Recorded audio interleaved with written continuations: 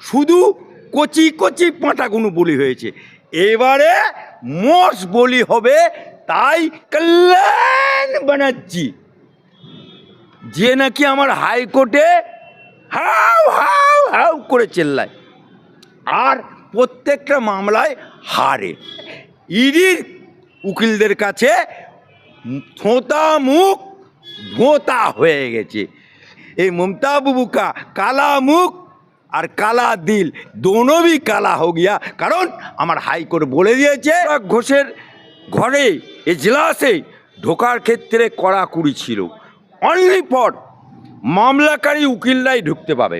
এই ইতিহাস জানা সত্ত্বেও ইডি কেন, সিবিআই কেন আগে থেকে সমস্ত প্রস্তুতি রেডি না করে কেন গেল, এই প্রশ্নটা আমার ইডির কাছে রইল।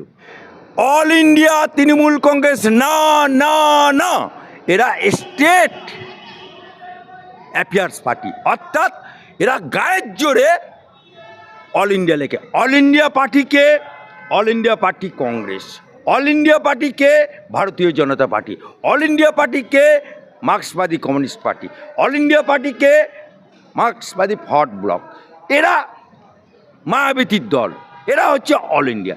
কিন্তু তৃণমূল কংগ্রেস অল ইন্ডিয়া না না না, চ্যালেঞ্জ করলাম। আজকে যে আমার হাইকোর্টে ওরা এর আগের দিনে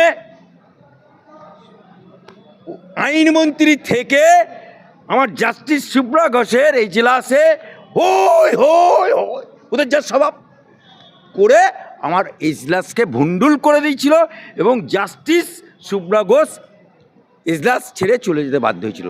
তাই আজকে 14 তারিখ বুধবার বাংলার বুকে এই হাইকোর্টের বুধবার এক স্মরণীয় দিন। এর আগের দিনটা ছিল কালা দিন, আজকে হচ্ছে স্মরণীয় দিন। কারণ ইডির আজকে কোর্টের মধ্যে ওই ঘরে সুব্রা ঘোষের ঘরে এজলাসে ঢোকার ক্ষেত্রে কড়াকড়ি ছিল, অনলি ফর মামলাকারী উকিলরাই ঢুকতে পাবে। ইডি বা যারা মামলা করবে সালজাব তারাই ঢুকতে পাবে। এই যে কড়াকড়ি করেছিল তার জন্য আমি চিফ জাস্টিসকে ধন্যবাদ জানাই একজন হাইকোর্টের উকিল হিসেবে, যে আমার হাইকোর্টের গরিমা তিনি রাখতে পেরেছেন। রইল ওদের তৃণমূলের কল্যাণ ব্যানার্জি, যে নাকি আমার হাইকোর্টে হাউ হাউ হাউ করে চেল্লায় আর প্রত্যেকটা মামলায় হারে। আমার এই হাইকোর্টের জাস্টিস অভিজিৎ গঙ্গোপাধ্যায় ওকে চ্যালেঞ্জ করেছিল যে তোমার এলএলবি ডিগ্রিটা কোথা থেকে, এটা পরিষ্কার করো জনগণের কাছে। আজ পর্যন্ত পরিষ্কার করতে পারেনি। শুধু সরকারে আছে, প্রাইভেট মামলা ওর তো নেই, স্টেটের মামলা নিয়ে ও লক্ষ লক্ষ টাকা কামায়। তাই আজকে ইডির উকিলদের কাছে থোঁতা মুখ ভোঁতা হয়ে গেছে, গোরা কাল মুখ কালা হয়ে গেছে।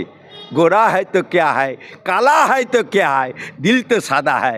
लेकिन ये ममता बुबू का काला मुख और काला दिल दोनों भी काला हो गया। कारण আমার হাইকোর্টে যে ওদের করা মামলা ইডির বিরুদ্ধে খারিজ এবং সুপ্রিম কোর্টে যেহেতু জোড়া মামলা ইডি দাখিল করেছে, অতএব মামলার শুনানি সুপ্রিম কোর্টে হবে। যতদিন না পর্যন্ত কমপ্লিট হচ্ছে ততদিন পর্যন্ত এখানে ডিসমিস। এতদিন পর্যন্ত আমরা আসামি হিসাবে কাকে দেখেছি? শাহজাহানকে, তৃণমূলের, যে নাকি বলে চিকন চাকন ডাগুড্ডু গুচ্ছে। তৃণমূলের কি ভাষা! আমরা কি দেখেছি? খাদ্যমন্ত্রী বালুকে জেলে দেখেছি, আমরা কি দেখেছি? শিক্ষামন্ত্রী জেলে দেখেছি, আমরা মদনা ও লাইলা কুলু কুলু সেই মদনাকে জেলে যেতে দেখেছি, আমরা সুদীপ বন্দ্যোপাধ্যায়কে জেলে যেতে দেখেছি সাংসদ, আমরা ছিনাল ঘোষ, বাপমার নাম রেখেছে কুণাল ঘোষ, জনগণ নাম রেখেছে ছিনাল ঘোষ, ছিনাল ঘোষকে জেলে দেখেছি, আমরা চলাম চলাম গুরু বাতাসা পাঁচনের বাড়ি তাকে তিহারি জেলে দেখেছি, আমরা মানিক ভট্টাচার্যকে জেলে দেখেছি, আমরা অপাকে জেলে রেখেছি। এবারে এতদিন পর্যন্ত কালীঘাট বা ইত্যাদি তৃণমূলের মর্স বলি হয়নি, শুধু কচি কচি পাঁটাগুনো বলি হয়েছে। এবারে মর্স বলি হবে কল্যাণ ব্যানার্জি। দুটো, আমি ওই জন্যই বলেছিলাম দুটো ওদের পোস্ট, বাকি সব ল্যাম্পোস্ট। তাই ওই দুটো পোস্টের জন্য উনি বলছেন মমতা ব্যানার্জির, কিন্তু মমতা বুবুর হয়ে দাঁড়িয়ে, মমতা খালার হয়ে দাঁড়িয়ে মুখ মে কালা করকে কোর্ট সে বার হো গিয়া। দিল্লির মুখ্যমন্ত্রীকে ইডি গ্রেপ্তার করার আগে 8 ঘাট সব বেঁধে কোর্টের পারমিশন নিয়ে তারপরে গ্রেপ্তার করতে গেছিল। কিন্তু এক্ষেত্রে ইডির দুর্বলতা যেখানে ছিল সেটা হচ্ছে যে এদের জানা উচিত ছিল ইডির যে শাহজাহানকে ধরতে গিয়ে ইডি ধাক্কা খেয়েছে, মমতা ব্যানার্জির কীর্তিকলাপ এদের জানা ছিল। মমতা ব্যানার্জি থানায় ঢুকে উনি ছাড়িয়ে আনেন, আসামি ছাড়িয়ে আনেন, এ কীর্তি ওদের জানা আছে। মমতা ব্যানার্জি, রাজীব কুমার, তাকে ইডি সিবিআই যখন ধরতে গেল মেয়েদের পাল্লুর মতো ওনাকে, এই ইতিহাস জানা সত্ত্বেও ইডি কেন, সিবিআই কেন আগে থেকে সমস্ত প্রস্তুতি রেডি না করে কেন গেল, এই প্রশ্নটা আমার ইডির কাছে রইল। মমতা বাবু, মমতা খালা, মমতা আপা আর আমাদের তৃণমূল দল এপাং ওপাং ধপাংয়ের দল, চিচিং ফাঁক তার দল, এ লাইভ স্ট্রিমিংয়ে ডার লাগ গিয়া থা। আপনি বলুন তো, যখন অভয়াকাণ্ড হলো